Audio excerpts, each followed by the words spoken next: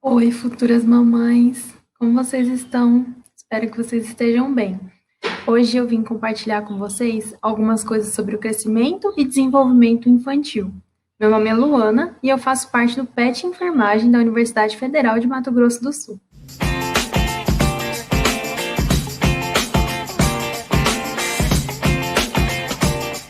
Para começar a conversar um pouquinho sobre esse assunto, a gente tem que entender que o crescimento ele é influenciado por fatores intrínsecos, que seriam fatores genéticos, e fatores extrínsecos, que seriam fatores ambientais.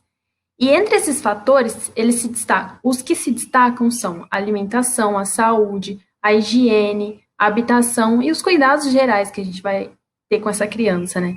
E tudo isso vai acelerar ou vai restringir o crescimento dessa criança. E quais são os parâmetros, né, que a gente vai utilizar para medir o crescimento dessa criança?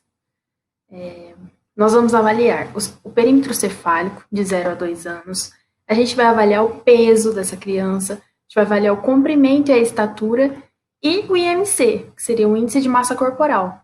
Esses últimos três, a gente vai avaliar de 0 a 10 anos. E tudo isso, para todos esses parâmetros, a gente tem um gráfico na caderneta da criança, onde a gente vai marcando, cada consulta que a gente realiza com a criança, a gente marca o resultado dessa avaliação, né? Quando a gente fala sobre esse acompanhamento e avaliação de desenvolvimento infantil, é importante que a gente entenda que o objetivo desse acompanhamento é a promoção, a proteção e a detecção precoce de possíveis alterações e modificações no organismo dessa criança. Porque isso pode repercutir na vida adulta, na vida futura dessas crianças. Então, os estágios de desenvolvimento, eles são sequenciais. Então, são uma sequência de coisas que vão acontecendo com essa criança, vão fazendo com que ela se desenvolva. E isso é muito influenciado pelo meio em que a criança está vivendo, pelos estímulos que ela recebe para. Então, alguns problemas a gente pode identificar, né, por meio dessa avaliação. Então, quando a gente fala sobre o desenvolvimento dessa criança, a gente tem que ter em mente que ela é uma transformação complexa e progressiva. Então, não inclui só o crescimento da criança, inclui também a maturação, a aprendizagem, os aspectos psíquicos dessa criança. Então, vai muito além do crescimento, a avaliação desse desenvolvimento, né? Então, o que é preconizado, né, que a gente avalie nessa criança durante essa consulta, pela parte do desenvolvimento?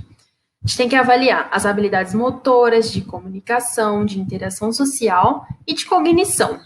E os principais problemas que a gente pode identificar por meio dessa avaliação seriam o atraso do desenvolvimento da fala dessa criança, as alterações relacionais, a tendência ao isolamento social, uma dificuldade no aprendizado, agressividade, entre outros. E são fundamentais, são coisas fundamentais para o desenvolvimento dessa criança. E a intervenção precoce pelos profissionais de saúde é muito importante. Além dessas habilidades, a gente vai avaliar alguns reflexos também dessa criança. Entre 1 e 2 meses, a gente pode perceber que a criança ela vai ficar mais flexionadinha, a postura dela não vai ter uma postura mais aberta, ela vai estar sempre mais flexionada, mais naquela posição fetal mesmo, né, que ela ficava dentro do útero. Ela vai ter aquela apreensão reflexa, então quando você colocar alguma coisa no dedinho dela, ela vai pegar na mãozinha, né?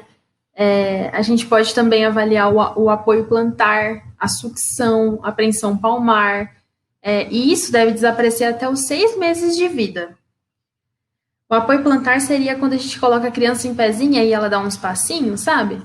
A sucção, né, o movimento de sucção mesmo na hora da amamentação, e a apreensão palmar seria o agarrar o dedinho. A gente vai poder avaliar também a apreensão dos dedinhos do pé que o bebê faz até os 11 meses. A gente vai poder avaliar o reflexo cutâneo plantar, que seria normal até o 13º mês. E daí, a partir do 13º mês, se ele ainda continuar fazendo a extensão do pezinho, dos dedinhos, principalmente do hálux, isso é patológico. Então, assim, a partir desse reflexo de uma coisa simples, né, que a gente pode avaliar de baixo para cima, o pezinho do bebê, de baixo para cima a gente passa a mãozinha assim, e aí até o 13º mês o movimento que ele tem que fazer é de extensão. E aí, a partir do 13º mês, o movimento que ele tem que fazer é de flexão.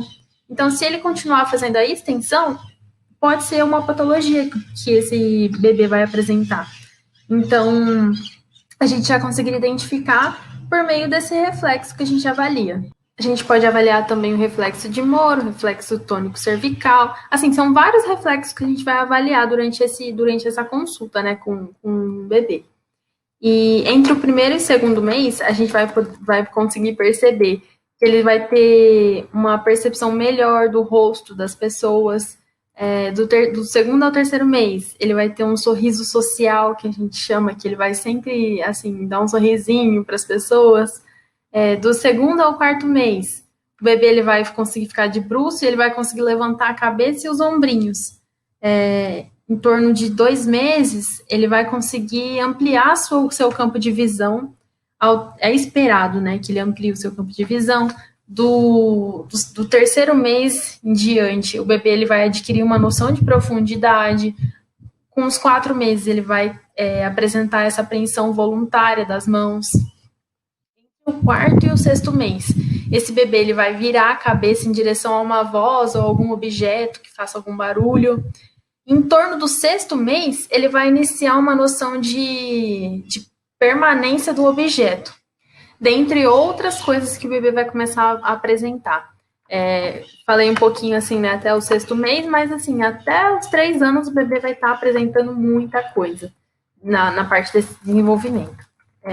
Não vou continuar assim para não me alongar tanto nesse vídeo, mas é importante que vocês levem o bebê para essas consultas, né? E aí, assim, vocês vão conseguir conhecer um pouco melhor tudo isso que eu tô falando para vocês. Então, a gente pode entender um pouquinho e ter uma noção do que seria esse crescimento e desenvolvimento da criança, né? Sobre o que a gente pode avaliar durante essas consultas. E aí, assim, qual que é a frequência dessas consultas por faixa etária? O Ministério da Saúde, ele recomenda que sejam 7 consultas de rotina no primeiro ano de vida. Então, seria uma consulta no primeiro mês, uma no segundo, uma no quarto, uma no sexto, uma no nono e uma com 1 ano de vida. E além de 2 consultas no segundo ano de vida. Então, uma aos 18 meses e uma aos 24 meses, que seriam com 2 aninhos. E a partir do segundo ano de vida, essas consultas podem acontecer anualmente. Então, assim, sempre próximo ao mês do aniversário dessa criança, é bom que vocês levem essa criança até uma unidade de saúde mais próxima, a unidade básica que vocês costumam frequentar, para que elas sejam avaliadas. E vocês devem estar se perguntando, né? Por que levar com essa faixa etária, né? Do 1, 2, 4... Porque, assim, essas faixas etárias, elas são selecionadas exatamente porque elas representam os momentos de ofertas de vacina para essas crianças, de imunização, né? E momentos em que a gente pode realmente orientar para fazer uma promoção em saúde, uma prevenção de doenças. Algumas crianças, elas precisam de maior atenção, né? Elas necessitam de maior atenção. Então, essas consultas, elas devem ser realizadas com maior frequência. E além de conseguir avaliar, né, o bem-estar desse bebê, a gente também não consegue separar exatamente a mãe, né? A gente também não tem como separar. Então, assim, ao levar a criança para consulta periodicamente, nesses meses que eu já falei anteriormente, a gente consegue até avaliar como que essa mãe está se desenvolvendo também com a chegada desse filho. Porque ocorreu até uma pesquisa, né, que o desmame precoce ele pode acontecer até os 2 meses de vida, porque a mãe pode ficar deprimida mesmo, pode apresentar uma depressão pós-parto ou algum sinal de alerta, né? Então, a gente mantendo esse contato sempre, esse acompanhamento com essa criança, a gente também pode avaliar a mãe, a gente pode dar um suporte maior para essa mãe, que às vezes é mãe de primeira viagem, às vezes não tem tanta experiência. Então, é muito importante essas consultas, né, com essas crianças, principalmente até os 2 anos. E nos anos subsequentes também. Bom, eu espero que esse vídeo tenha sido explicativo bastante. Eu espero que vocês tenham conseguido compreender o que eu quis passar. E principalmente a importância, né, da consulta e da avaliação do crescimento e desenvolvimento dessas crianças. Então, até a próxima. E tchau, tchau. Obrigada.